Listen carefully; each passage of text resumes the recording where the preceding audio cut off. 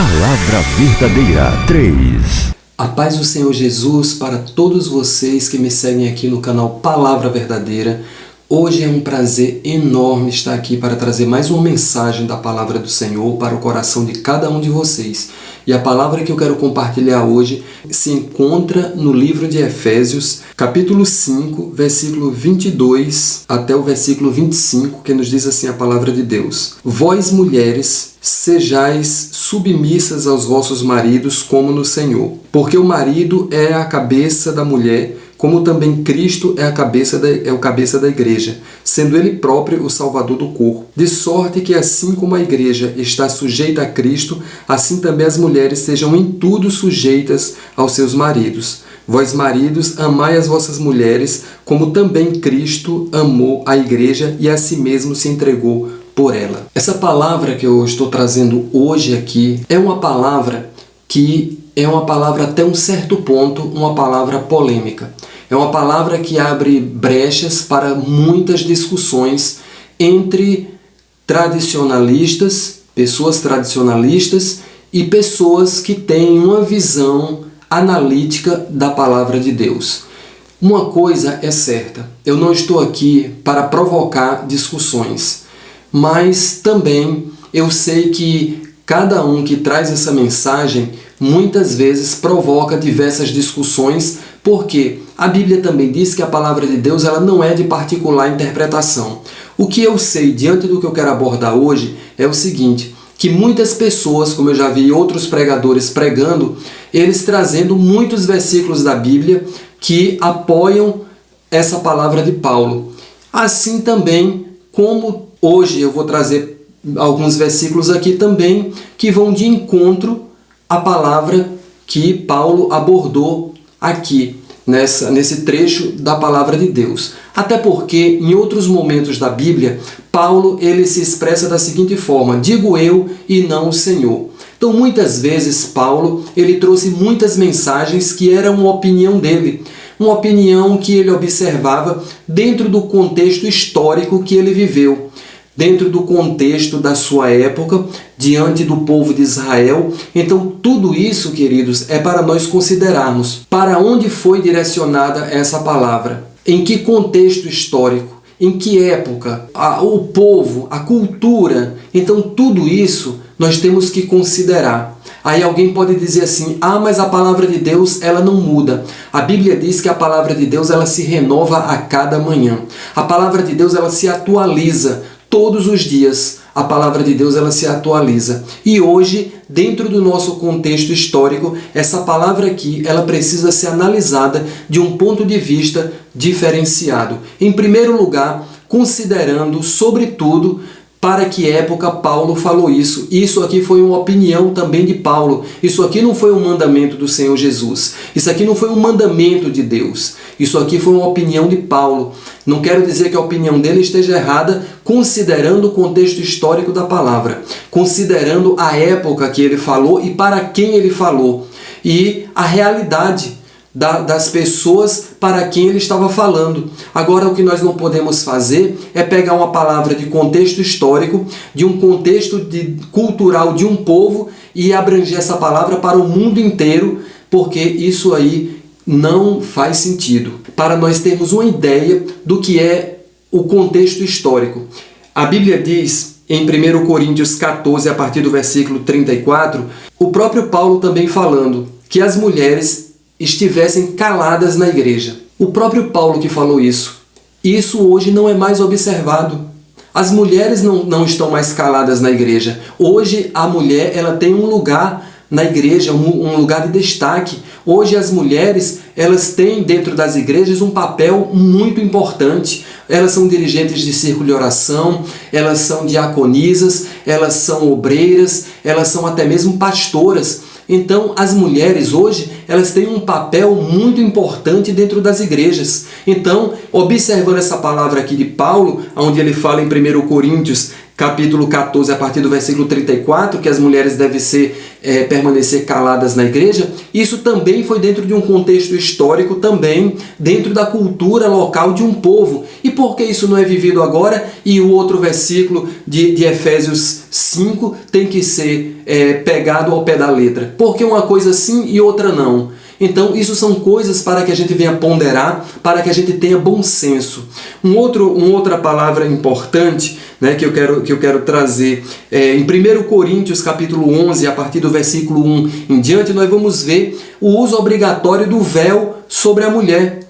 E assim também como a mulher não cortar o cabelo porque foi dado no lugar do véu. Então hoje são coisas que não são mais obedecidas, não são coisas que as pessoas não se preocupam mais em estar pegando isso ao pé da letra, porque o que nós podemos entender é o seguinte: nós agora escolhemos o que é que vamos obedecer. Não vai usar o véu não tem problema a mulher cortar o cabelo, aparar o cabelo não. A mulher hoje não tem mais necessidade de ficar calada dentro da igreja não. Por quê? Nós vamos escolher o que vamos obedecer?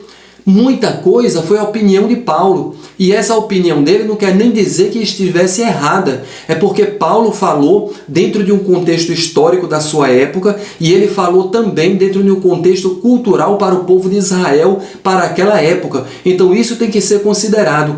Agora, o que tem acontecido hoje nas igrejas é que as pessoas pegam aquilo que interessa e outras que não interessam, elas fazem vista grossa e colocam de lado. E aquilo não precisa obedecer, agora isso tem que obedecer. A quem é de interesse obedecer algumas coisas? Mas agora voltando para a palavra aqui de Efésios capítulo 5. Vós mulheres, sejam submissas aos vossos maridos como ao Senhor. Porque o marido é o cabeça da mulher, como também Cristo é o cabeça da igreja. Essa comparação de Paulo, se ele talvez pensasse um pouco mais em relação ao que ele estava falando, eu acho que se ele refletisse um pouco mais, ele ia rever o que ele estava dizendo.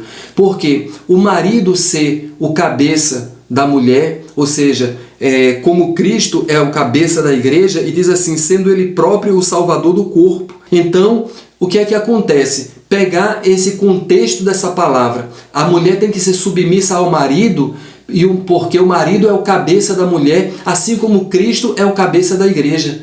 Olha, essa comparação que Paulo fez, se for muito bem pensada e refletida sobre essa palavra, nós vamos ver que nenhum homem na face da terra ele tem condição de ser cabeça de coisa nenhuma comparado a Cristo. Porque Cristo, ele é o cabeça da igreja, mas vamos imaginar que Jesus ele é perfeito. Jesus ele entende a igreja de forma diferenciada. Jesus ele olha para dentro do coração, ele conhece os intentos, ele conhece os sentimentos. Jesus ele conhece todas as coisas profundamente. E nós, os homens, somos humanos. Não temos condição de competir com Cristo para ser o cabeça, ou seja, para justificar essa comparação. Paulo, quando ele falou essa palavra ele falou, mas se nós formos analisar do ponto de vista da colocação dessa palavra, nós, homem nenhum na face da terra, ele tem condição de ser comparado a Cristo, no sentido dele ser cabeça, comparado a Cristo, porque Jesus ele é perfeito. Então, a mulher ser submissa ao homem porque ele é cabeça, assim como a igreja é submissa a Cristo porque ele é cabeça, a forma de Jesus compreender, entender a igreja e lidar com a igreja é uma forma muito diferente que nem de longe se compara com a forma do homem ser o cabeça para uma mulher, de jeito nenhum. Mas ainda analisando outro ponto aqui, onde ele diz assim, de sorte que assim como a igreja está sujeita a Cristo, assim também as mulheres em tudo sejam sujeitas aos seus maridos. A igreja ela é sujeita a Cristo porque Jesus ele é perfeito, ele é o Senhor de todas as coisas. Jesus ele é um Deus, né? Então, que comparação a igreja ser sujeita a Cristo, um homem perfeito, um Deus, e a mulher ser sujeita a um homem que é um homem falho, que é um homem que tem pecados, um homem que tem atitudes erradas, e mesmo assim, no contexto dessa palavra, autoriza o homem, independente de como ele seja, a mulher ser submissa e ser sujeita a ele.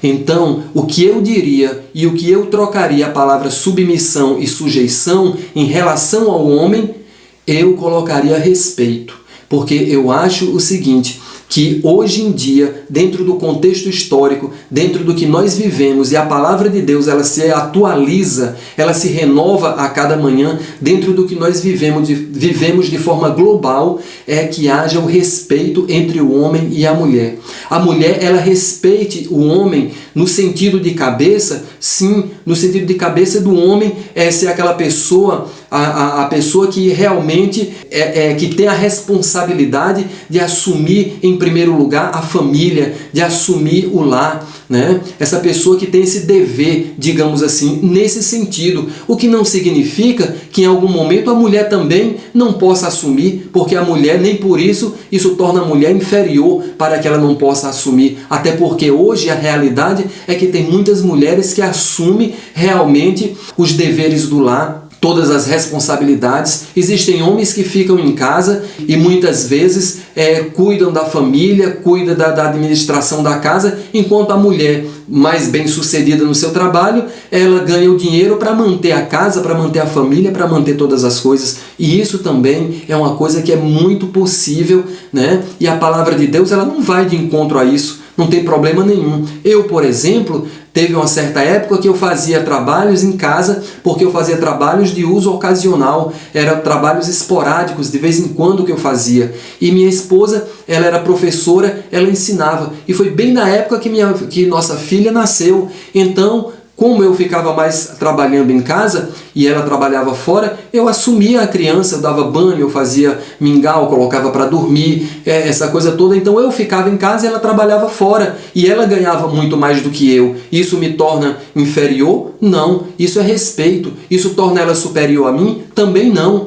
Eu acho que tudo é uma questão de respeito. É o homem respeitar a mulher e a mulher respeitar o homem. Isso é obediência à palavra de Deus. Esse tipo de respeito, de amor, de reciprocidade. Isso é uma coisa muito importante. Dentro desse contexto, aí sim estamos todos contextualizados dentro da palavra de Deus. A partir do momento que a mulher, só porque ela trabalha, ela tem os deveres, ela assume a casa, isso não dá o direito a ela de maltratar seu marido, de pisar seu marido, de se colocar num pedestal para se impor contra ele. Assim também como o marido também, no caso que ele trabalhe fora, que ele venha suprir todas as necessidades da sua casa, isso também não dá o direito a ele de maltratar sua esposa, de maltratar sua família, de se colocar muitas vezes em cima de um pedestal como uma autoridade, como um ser supremo dentro da sua casa. O que tem que haver é o respeito mútuo,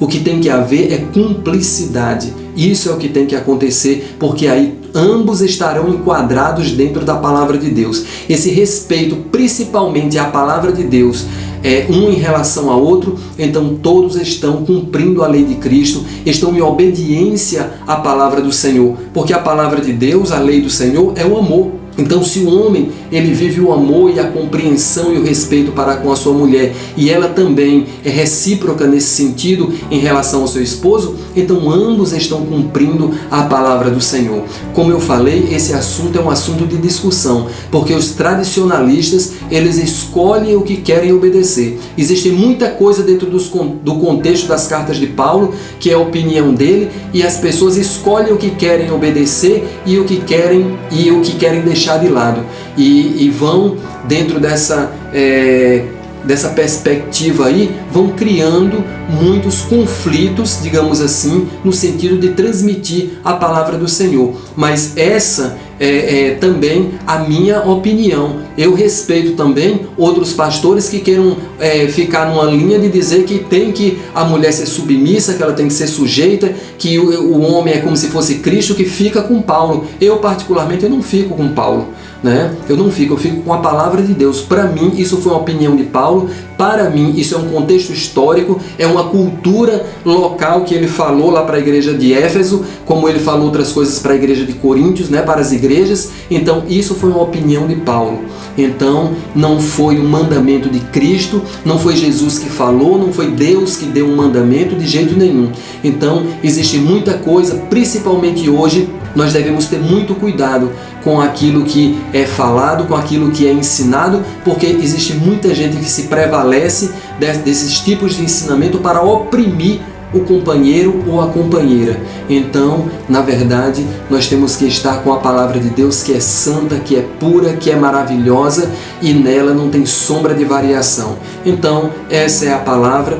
Talvez traga algum tipo de discussão, talvez possa conflitar com o pensamento de alguém, mas de qualquer forma, esse é o meu pensamento mediante a palavra de Deus. Nós temos que a palavra de Deus ela não é de particular interpretação, nem minha e nem de ninguém.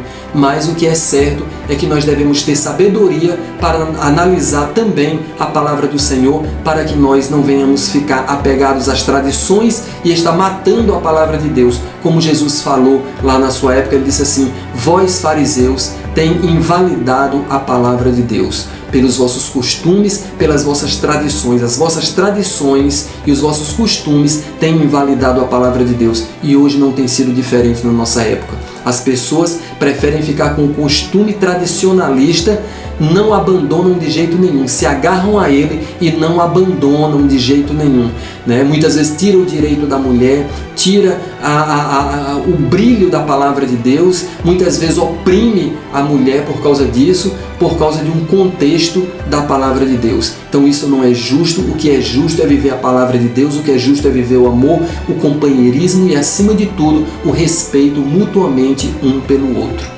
Glória a Deus. Gostaria muito de orar para que essa palavra possa realmente cair em cada coração como uma bênção para a vida de cada um, para que as famílias cada vez mais sejam abençoadas no respeito à palavra de Deus, porque o respeito e a obediência à palavra de Deus é o resultado de que haja uma família abençoada. Uma família abençoada não é quando a mulher abaixa a cabeça para se humilhar para o marido dela, não. Nem o marido, muitas vezes, porque a mulher ela banca a casa, ela é a autoridade máxima porque ganha muito dinheiro e ele ser sujeito a ela. Não é isso que traz uma bênção para a família, não. O que traz a bênção para uma família é a obediência à palavra do Senhor. É os dois em comum acordo, em respeito, sendo recíproco, é eles procurarem viver a palavra de Deus nas suas vidas. Isso é o que produz bênção.